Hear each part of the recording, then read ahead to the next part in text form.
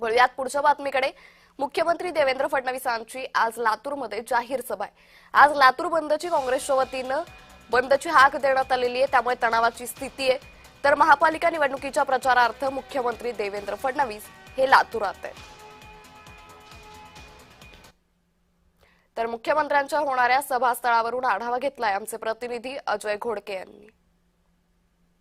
आज राज्याचे मुख्यमंत्री देवेंद्र फडणवीस हे आज लातूरच्या दौऱ्यावर येत आहेत। त्या ठिकाणी महापालिका निवडणुकीमध्ये भारतीय जनता पार्टी आणि समविचारी पक्षांच्या उमेदवारांच्या प्रचारार्थ आज त्यांची मोठी जाहीर सभा होते आहे। मी आता सध्या सभेच्या ठिकाणी आहे। आपण जर पाहिलं तर या ठिकाणी भारतीय जनता पार्टीकडून मुख्यमंत्र्यांच्या सभेचं मोठं नियोजन करण्यात आलेले आहे। मोठी बॅनरबाजी या ठिकाणी करण्यात आलेली आहे। विजयी संकल्प सभा असं या सभेला नाव देण्यात आलेलं आहे।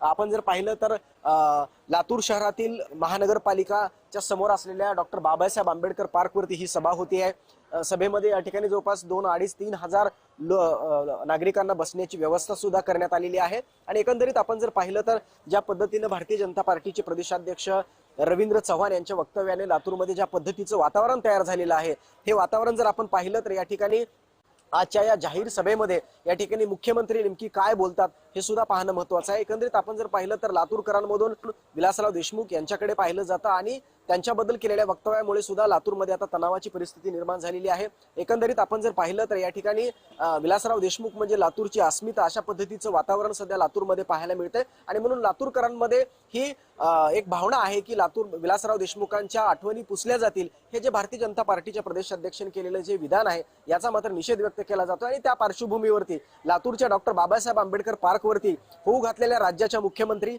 देवेंद्र फडणवीस यांच्या सभेमध्ये मुख्यमंत्री नेमकं लातूरकरांना काय आश्वस्त करतात, विकासाच्या कुठल्या मुद्द्यांना आज ते हात घालतात आणि ज्या पद्धतीने ही जी पार्श्वभूमी निर्माण झालेली आहे त्याला नेमकं लातूरकरांना मुख्यमंत्री काय उत्तर देतात हेही पाहणं तेवढंच महत्त्वाचं होणार आहे।